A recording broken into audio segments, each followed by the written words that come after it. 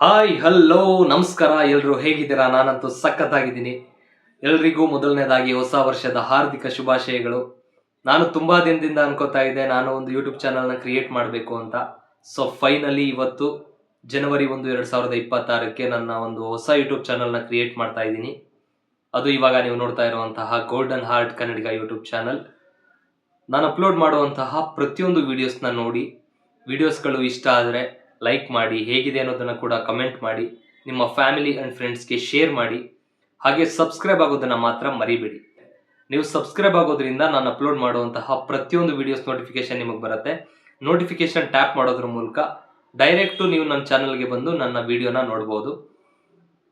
ಈ ಒಂದು ನನ್ನ ಯೂಟ್ಯೂಬ್ ಚಾನಲ್ ಜರ್ನಿಯಲ್ಲಿ ನಿಮ್ಮ ಪ್ರೀತಿ ಪ್ರೋತ್ಸಾಹ ಖಂಡಿತ ತುಂಬಾನೇ ಮುಖ್ಯ. ಅದು ಸಿಗುತ್ತೆ ಅಂತ ನಾನು ಅನ್ಕೋತೀನಿ. ಸಪೋರ್ಟ್ ಮಾಡಿ.